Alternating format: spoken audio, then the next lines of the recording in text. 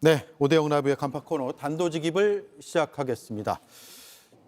홍익표 전 더불어민주당 원내대표, 김종혁 전 국민의힘 최고위원 나와 있습니다. 어서 오십시오. 네, 반갑습니다. 예. 자, 개헌론이 뜨거워지고 있습니다. 한번 논의를 해보죠. 이수진 앵커가 브리핑 해드리겠습니다. 네, 우원식 의장이 개헌 논의에 불을 붙이자 민주당내에선 다소 격한 반응이 나왔습니다. 정청래 법사위원장은 국회의장 놀이를 중단하라라고 쏘아붙였는데요. 이런 가운데 이재명 대표의 반응도 나왔습니다. 지금은 개헌도 중요하지만 더 나은 민주주의도 중요하지만 민주주의의 파괴를 막는 것, 파괴된 민주주의를 회복하는 것, 내란 극복이 훨씬 더 중요한 과제다라는 점에 초점을 맞춰주시기를 부탁드립니다. 내란 극복이 훨씬 중요하다고 선을 그었지만 잘 들어보면 개헌 그 자체를 반대하는 건 아닌 것 같습니다.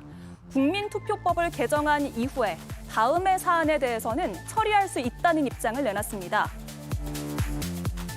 5.18 정신, 광주 정신을 헌법 전문에 게재하는 문제, 또 계엄을 요건을 강화해서 함부로 남용해서 친위 군사 쿠데타를 할 수 없게 하는 것, 이거는 국민의힘도 반대하지 않을 거라고 봅니다. 5.18 민주화 운동에 관한 5.18 정신 그리고 계엄 요건 강화 정도는 국민투표법이 개정이 돼서 현실적으로 개헌이 가능하다면 곧바로 처리할 수 있을 것 같습니다.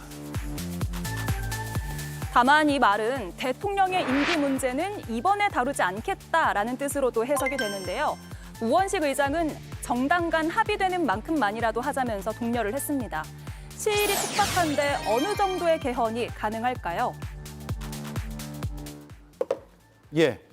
자, 이재명 대표의 입장은 들었고요. 권영세 국민의힘 비대위원장은 개헌에 대해서 이렇게 이야기를 했습니다. 들어보겠습니다.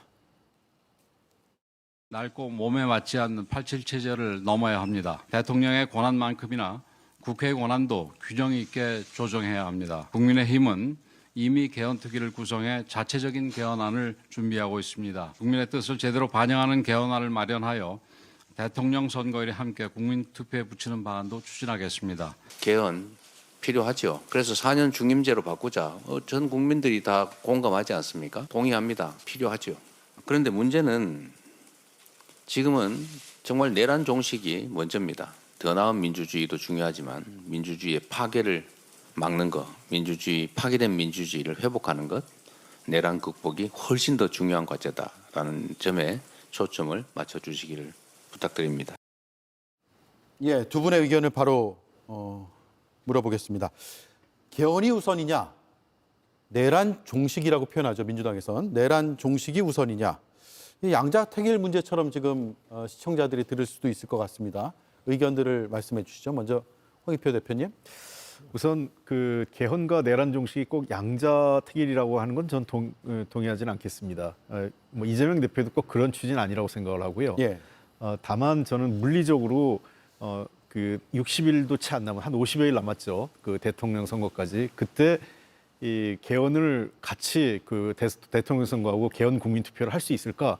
사실 여의도에서 조금이라도 개헌 관련 논의, 역사적인 논의나 또는 어떤 절차적인 문제, 그러니까 국민투표법 문제 포함해서 개헌의 논의부터 해서 그럼 개헌이 한 4월 말 이전에 그 어느 정도 합의가 돼야 이게 가능하다는 얘기인데 저는 물리적으로 불가능하다고 생각을 합니다. 그런 측면에서 개헌을 동시에 치르는 것은 현실적으로 가능성 없고 괜히 지금 이 시점에서 개헌 논의에 그 힘을 빼는 것보다는 저는 내란 종식 이런 것보다도 더 중요한 것은 아마 전 이재명 대표도 같은 생각이라고 보는데 민생 문제가 더 중요해요. 추경 예산을 포함해서 기합의된 이런 내용들을 빨리 처리해서 시급한 그 국민의 그 어떤 이 어려움을 해소하는데 국회가 나서야 되는 거지.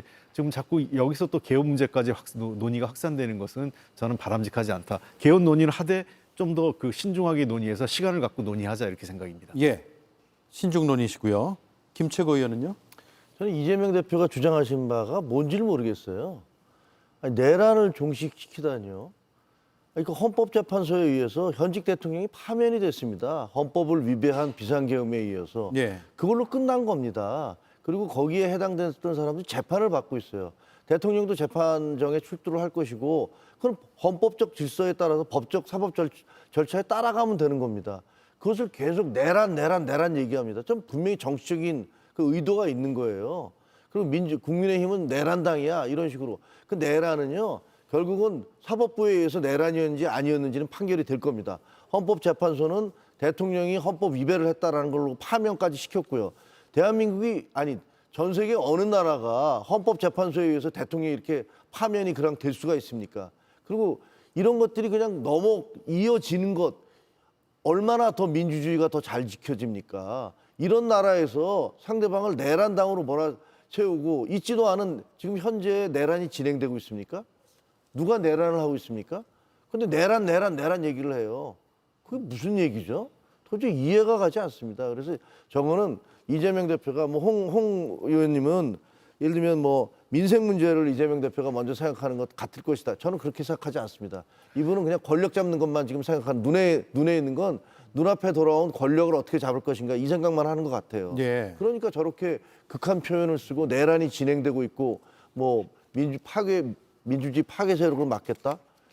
정말 너무 극단적이다. 이런 생각이 듭니다. 예. 이재명 대표가 개헌에 대해서 이런 이야기를 덧붙였어요. 5.18 민주화 정신과 개헌 요건 강화와 관련해서는 곧바로 처리할 수 있을 것 같다. 즉 원포인트 개헌은 가능할 수 있겠다라는 입장인 것 같고요. 즉 권력구조 개편까지 쭉 나가는 데 있어서는 좀 시간이 걸리고 단계적인 개헌은 현재로선 대안이 될 수 있다라는 입장인 것 같은데 예. 의견을 듣고 이어서 반대 의견이 있으시면 듣겠습니다. 아마 우원식 의장하고 그 어떤 생각의 궤를 같이 하는 것 같아요. 우원식 의장도 여야가 합의된 만큼만 합의하자 예. 이렇게까지 얘기를 했지 않습니까? 그런 측면에서 이재명 대표와 민주당에서 제안한 것은 그럼 5.18 정신의 그 전문 추가 그리고 그 아까 얘기한 대로 그 내란 관련된 그러니까 그 비상계엄 관련된 요건을 좀 더 강화해서 좀 어렵게 하자. 이 두 가지만 하자는 건데 제가 아까 그래서 현실적으로 어렵다는 것은 지금은 그 제1당인 민주당이 그 동시에 하는 거에 대해서 약간 부정적 입장을 갖고 있잖아요. 과거 개헌 논의를 보면 합의하고 같이 하자고 해도 안 될 때가 많아요. 왜냐하면 악마는 디테일에 있다고. 실제로 각자 생각이 다릅니다. 지금 제가 보기에는 국민의힘 일각에서는 그 임기 단축 개헌에 훨씬 관심이 가 있을 거고요. 또 어떤 분들은 그 대통령의 힘을 제왕적 대통령의 힘을 빼자는 쪽에 방점이 있는 분들이 있고 실제로 개헌 논의에 대한 판이 벌어지면 그 문제에 대한 합의가 굉장히 복잡합니다. 그래서 제가 여의도에 그래도 조금이라도 그 아는 사람들 그 내부의 어떤 그 절차나 흐름을 아는 사람은 이거 현실적으로 50일 이내에 그 국민투표에 붙일 수 없다, 그러니까 불가능하다는 얘기가 제가 그런 측면에서 얘기하는 겁니다. 예. 근데 국민의힘에선 지금 대다수가 이제 권력구조 개편에 대한 의견들이 나오는 거 아니에요? 예컨대 차기 대통령은 임기를 일단 3년으로 줄여놓고 그 다음에 개헌을 해서 그 다음 정권, 그러니까 차차기 정권에서의 대통령의 임기랄까 아니면 이걸 중임제로 할지 이런 것까지 논의해서 개헌하자 그 말씀이잖아요. 그렇습니다. 6공화국 헌법이잖아요. 87년도 헌법인데 그 헌법은 굉장히 위대한 측면이 있어요. 왜냐하면 그 이전에 그 군사정권의 호헌, 그러니까 쉽게 말하면 간접선거제를 직선제로 바꾼 거지 않습니까? 그래서 우리가 대통령 우리 손으로 뽑게 만들었어요. 굉장히 위대한 측면도 있고 그 헌법화에서 우리가 민주화도 이루고 산업화도 이뤄서 선진국이 됐습니다. 굉장히 훌륭한 측면이 있어요. 그렇지만 이제 40몇 년이 지나면서 이 헌법이 그때 당시에 권력 구조만 일로 삼김이라는 그 4명의 유력한 정치인들이 원래 4년 중임제로 해야 되는데 이것을 그 8년을 내가 어떻게 기다려? 이렇게 얘기하면서 5년 단임제로 바꿔놓은 거죠. 명분은 이거 그 중임을 계속하면 권력 독점이 이루어진다라는 그 명분을 내세워서 했지만 사실상은 그 내분의 권력력에 의해서 5년 단임제를 만들어놨다는 건 다 아는 얘기입니다. 근데 그 이후에 그런 권력 구조만 바꿔놓고 헌법 자체의 그 틀은 과거의 유신헌법이라든가 아니면 그때 그 5공화국의 헌법을 그대로 그냥 이어받은 게 있어요. 그러다 보니까 지금 시대가 얼마나 많이 변했습니까? 우리 헌법 조항 중에서도 여러 가지 시대에 안 맞는 부분이 있으니까 이걸 다 바꿔야 된다. 네. 그래서 21세기에 걸맞는 헌법으로 7공화국 헌법으로 가자. 10여 년 전부터 이미 수많은 사람들이 그렇게 얘기해 왔는데 안 되는 건 국회의원들이 그리고 또 선거도 말이죠. 대통령 임기 중에 지방선거 치러, 총선 치러. 그러다 보니까 여야가 뭐 정말 기를 쓰고 싸우고 대통령도 레임덕이 안 되기 위해서 막 선거에 개입하다 보니까 정책이라든가 국가 미래 이런 거 잘 얘기 안 하니까 그러지 말고 4년 중임제로 해서 정상적인 대통령제로 가자라고 얘기하는 거거든요. 근데 그거를 안 하고 원포인트 개헌만 하겠다라고 얘기한다면 솔직히 말해서 5.18 정신 중요합니다만 그게 그 헌법에 들어가든 안 들어가든 그것이 국민들의 삶과 민생과 그렇게 큰 관련이 있나요? 예를 들면 비상기업 요건 강화한다고 그랬는데 비상기업 요건 강화하지 않았어도 대한민국은요 국회에서 해산을 시켜서 그래서 대통령이 파면이 된 그런 나라입니다. 그런 정치적인 이슈만을 계속 내세우면서 실질적으로 우리 국민들의 삶이라든가 국가의 미래라든가 이런 것들은 도외시하는 거는 그건 정말 정략적이고 당략적인 태도다라고 비판하지 않을 수가 없죠. 예. 제가도 진짜 그 김정혁 최고위원 말씀에 상당 부분 동의하는 게 지금 헌법이 문제가 돼서 비상계엄이 난 게 아니거든요.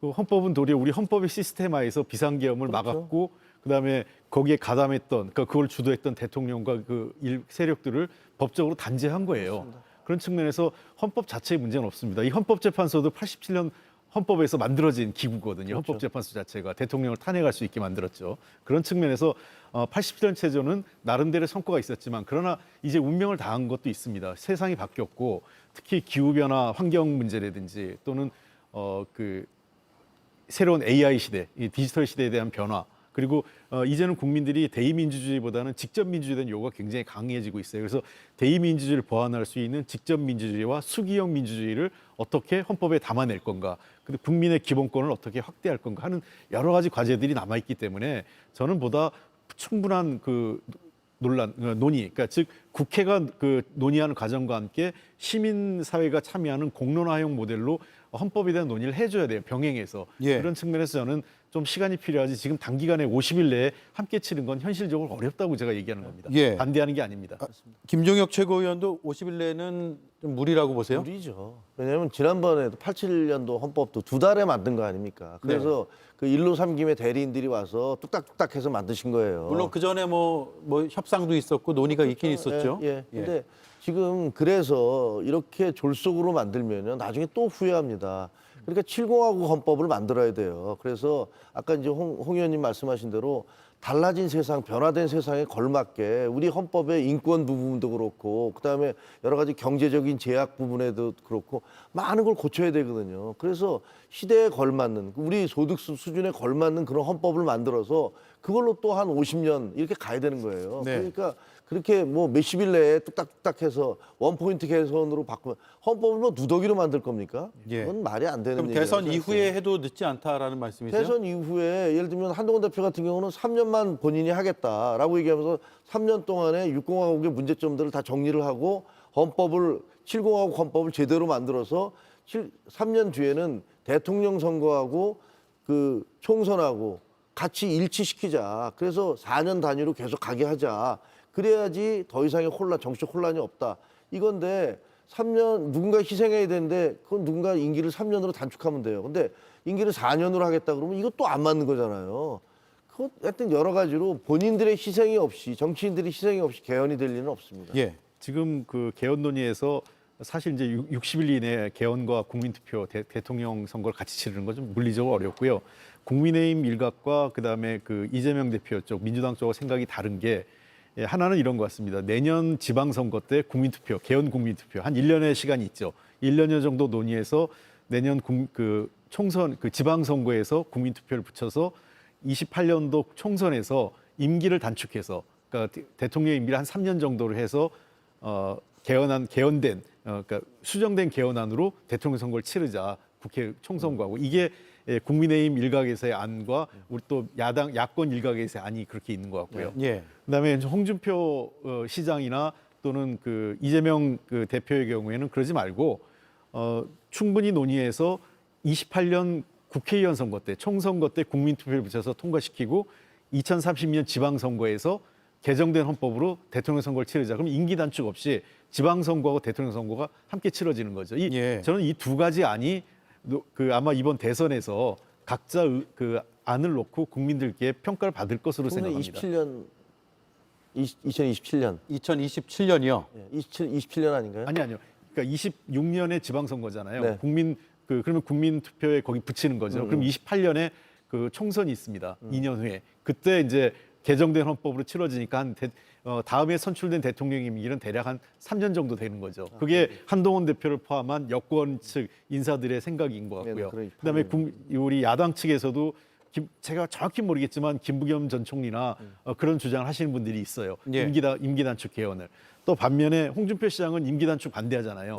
그다음에 이재명 대표도 임기 단축보다는 2028년도 총선에서 국민 투표를 치르고 그한 2, 3년 정도 논의할 수 있는 거죠. 개헌안에 대해서. 그래서 그 확정을 짓고 국민 투표로. 그럼 2030년 대통령 임기가 거의 끝나요. 정상적으로. 그때 지방선거와 대통령 선거를 개정된 헌법으로 치르자. 예. 이게 이제 두 가지 아닌 겁니다. 자, 국회의원이 이렇게 쭉 아니고. 예. 이렇게 쭉 들어보면 이제 대선 주자들이 주장하는 개헌의 로드맵을 들어보면 지금 당장 하자는 건 아니잖아요. 이번 대선 날 국민 투표에 붙이자 이건 아니잖아요. 아, 그럼 사실상 불가능하죠. 근데 왜 지금 이번 대선 60일도 안 남은 이번 대선에 국민 투표로 개헌을 하지 않으면 호원 세력이고 하면 개헌 세력이다. 뭐 이런 프레임이 잡히는 건 왜 그런 거예요, 지금? 이게 이제 정치적 프레임인 거죠. 그러니까 이제 이 의장께서 저는 그 의장은 또 의장대로서 한 역할이 있으니까 개헌론을 담론으로 꺼낸 것 같긴 한데 제가 보기에 아마 의장은 마음이 급한 것 같아요. 본인의 임기가 내년 1년도 채 안 남았지 않습니까?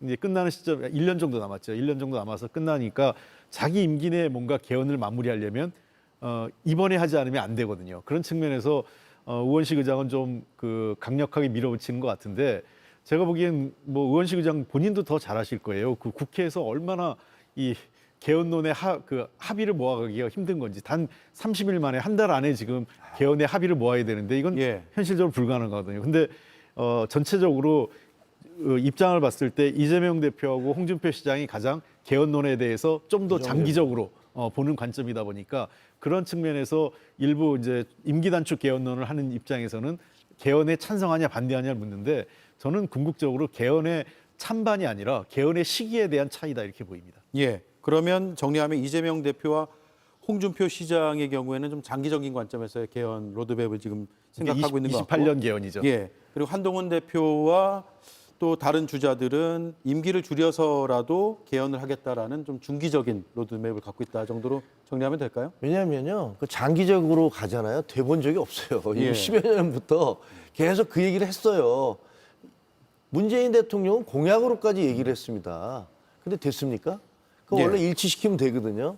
근데 일치시키지 않았잖아요. 그리고 지금 2018년도 지방선거에 하려고 예, 해서. 맞습니다. 예. 그럼 2028년이 되면은 그거는 지방선거와 대통령 선거가 같이 가는 거잖아요. 근데 그러니까 총선 그렇죠? 예. 그렇죠. 근데 하여튼 제가 보기에는 장기적으로 가서 개헌을 해서 2030년 뭐 이렇게 뒤로 넘어가는 것은 결국은 되지 않는 얘기이기 때문에 지금 6공화국의 문제점들에 대해서 이렇게 논란이 됐을 때 정치인들이 임기를 줄여서라도 이거 일치시키고 7공화국으로 가자라는 그런 주장을 해 주시는 게 자기 희생과 헌신 없이 뭐가 되겠습니까? 국회의원들도 한 달도 자기 임기를 줄이려고 안 하잖아요. 예. 그러니까 될 리가 있습니까? 예.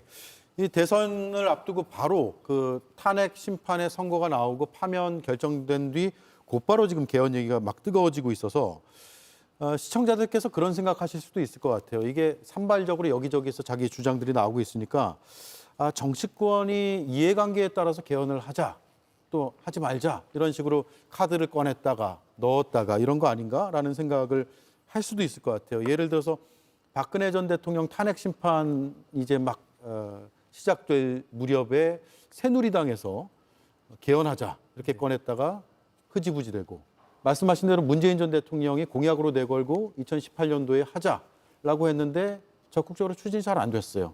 또 무산되고 또 윤석열 전 대통령도 개헌에 대해서 얘기가 없다가 탄핵 선고를 앞두고는 개헌론을 막 꺼내는 모습. 그래서 시민들이 봤을 때는 정치권이 입장이나 유불리에 따라서 이걸 판단해서 개헌을 꺼내는 것 아닌가. 거기에 대해서는 좀 설득이 필요할 것 같아요. 네.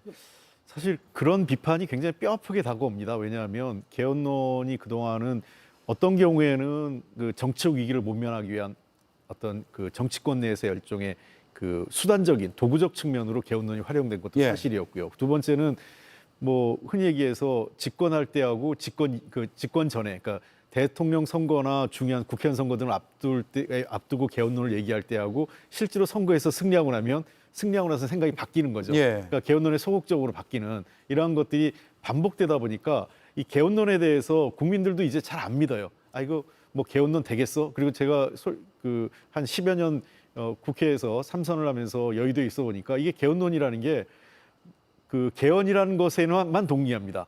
안에 들어가면 다 생각이 달라요.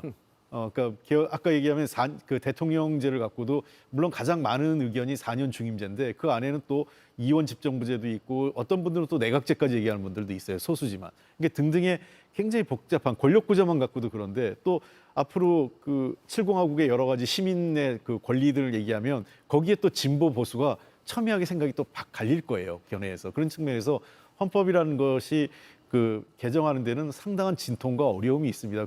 그런 측면에서 저는 좀 풍부한 논의가 필요하고 지금은 다른 트랙으로 그러니까 국회 헌법 논의를 국회에만 맡기는 게 아니라 시민 공론화위원회를 통해서 같이 가는 방식으로 해야만 두 예. 개의 안을 놓고 그 협의해 가는 과정이 필요하지 않을까 예. 생각을 합니다. 그리고 대선 주자들이 공약을 낼 때 공약을 내고 하는 것뿐만 아니라 상세한 설명과 공감대 형성이 필요할 것 같아요.